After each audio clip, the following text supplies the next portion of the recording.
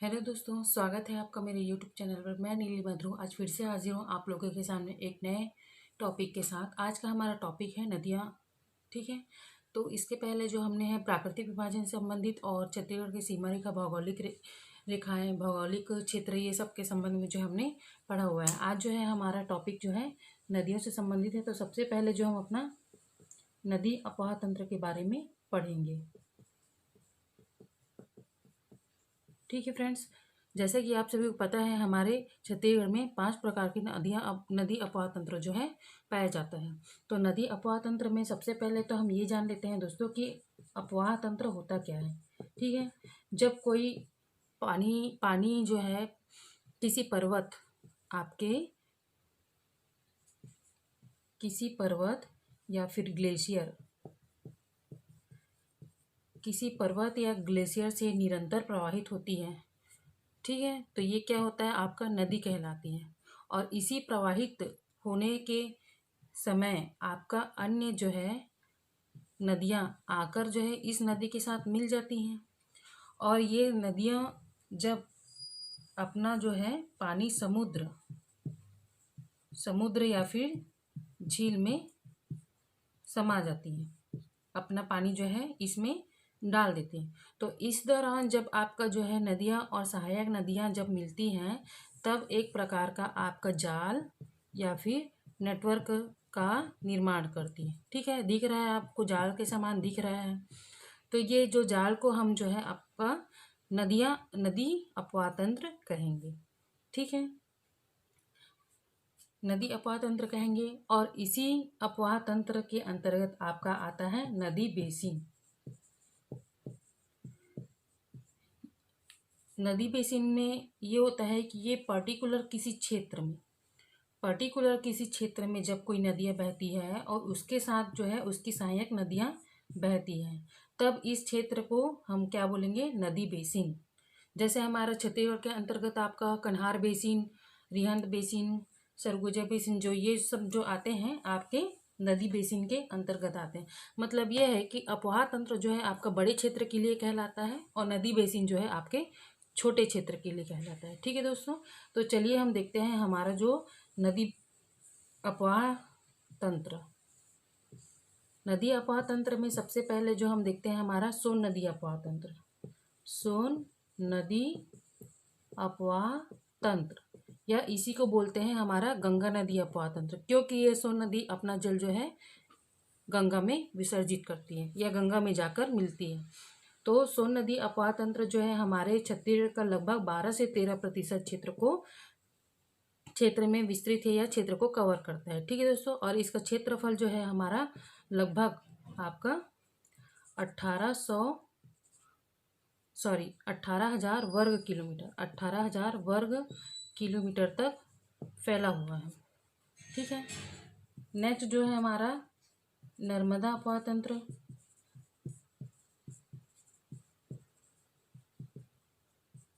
ये जो दोनों हैं आपका अमरकंटक की पहाड़ी से निकलती है। ठीक है, नर्मदा अपवाह तंत्र जो है आपके छत्तीसगढ़ का सबसे छोटा अपवाह तंत्र है, जिसका जो है 0.5% हमारे छत्तीसगढ़ में विस्तार है और जिसको क्षेत्रफल लगभग 743 वर्ग किलोमीटर तक फैला हुआ है। ठीक है, नेक्स्ट हमारा जो है यहाँ से आपका जो है ब्राह्मणी नदी, जो थोड़ा सा इसका भी विस्तार जो है हमारे छत्तीसगढ़ में है। ब्राह्मणी नदी आपका जो है झारखंड में बहती है।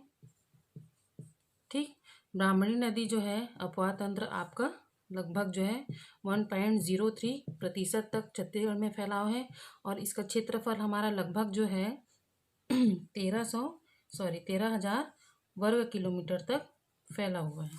ठीक है दोस्तों, ब्राह्मणी नदी में ही आपका जो है शंख नदी बहती है महासमुंद से। ठीक है, नेक्स्ट जो है हमारा महानदी अपवाह तंत्र, जो कि छत्तीसगढ़ का सबसे बड़ा अपवाह तंत्र है।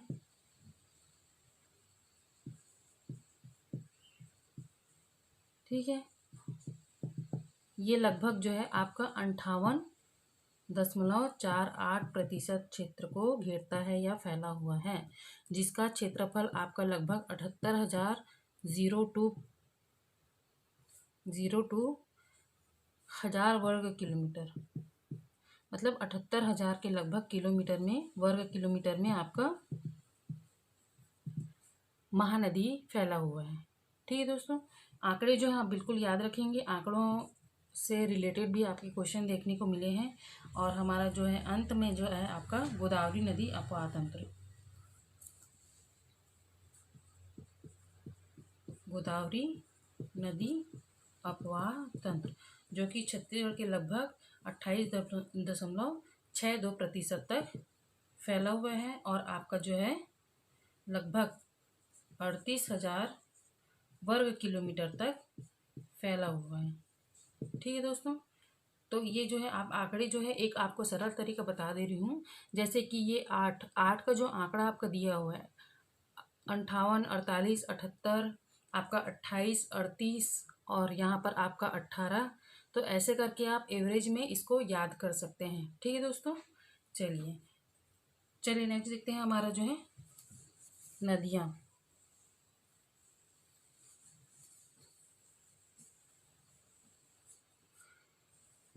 नदी में सबसे पहले हम उत्तर की नदियों को देख लेते हैं दोस्तों।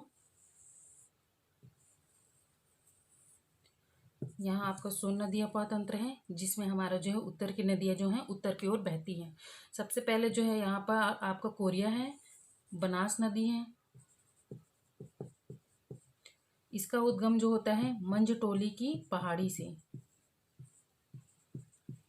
ठीक है, और इसका जो है लंबाई है आपका लगभग 50 किलोमीटर तक बहता है, यह लंबी है।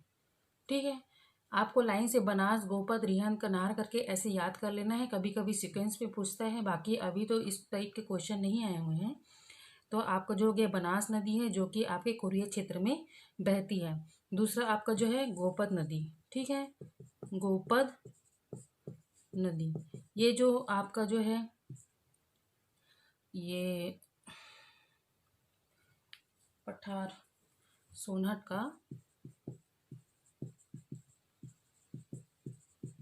पठार जो है इसका उद्गम स्थल है। ठीक है, ये भी जो है आपका कोरिया क्षेत्र में ही बहता है।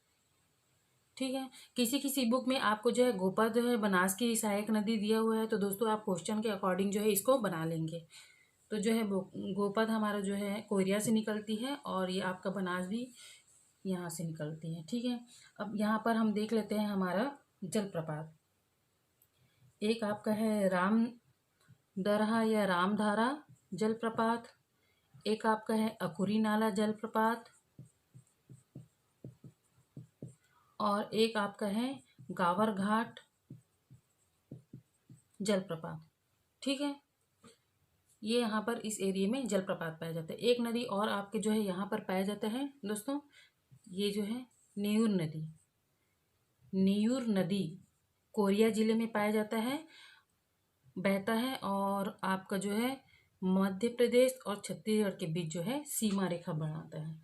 इसको याद रखेंगे, छत्तीसगढ़ और एमपी के बीच जो है आपका सीमा रेखा बनाता है कौन, नेऊर नदी।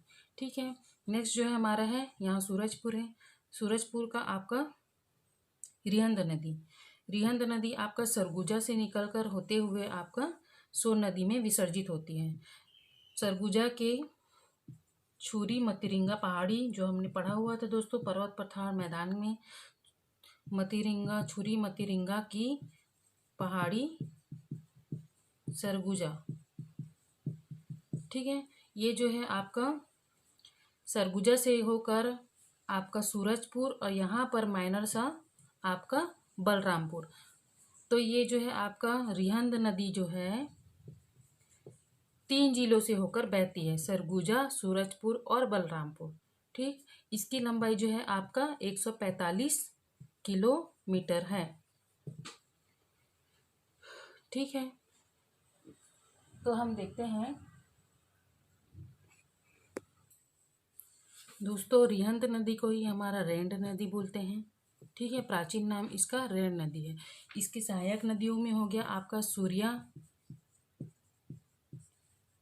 गोबरी, ये सभी जो है आपका सहायक नदी है। सूर्या, गोबरी, मोरनी, और महान। महान में महान परियोजना है दोस्तों, जो जल विद्युत आपका जो है बांध या परियोजना के अंतर्गत सम्मिलित है। और आपका जो है महान मोरनी, और जो है मोरनी का ही आपका जो है सहायक नदी घुनघुट्टा। ठीक है, घुनघुट्टा में आपका घुनघुट्टा परियोजना है। आगे जब हम लोग परियोजना के बारे में पढ़ेंगे दोस्तों तब इसे देखेंगे।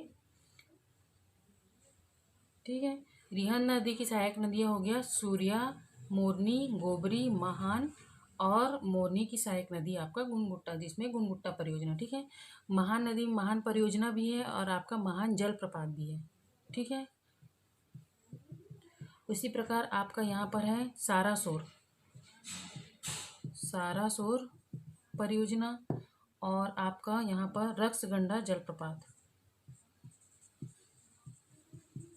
सारासुर परियोजना भी है और आपका जलप्रपात भी है। ठीक है दोस्तों, यहाँ रक्सगंडा जलप्रपात है आपका। तो इस प्रकार रिहंद नदी है। और आखिरी आपका जो है कन्हार। कन्हार के लिए जगह नहीं हो पा रहा है, इसको मैं एक बार मिटा देती हूँ। कन्हार नदी जो है आपका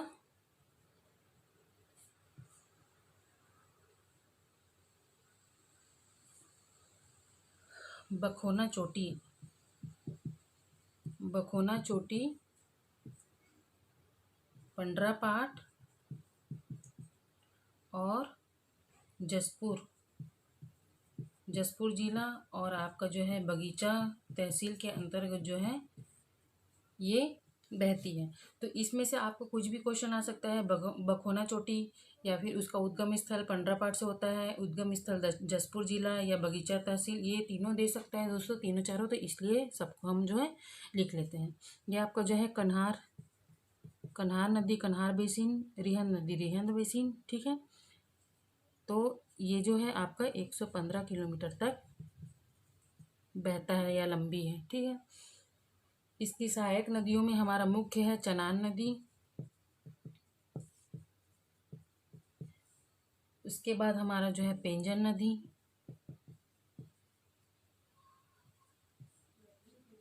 और आपका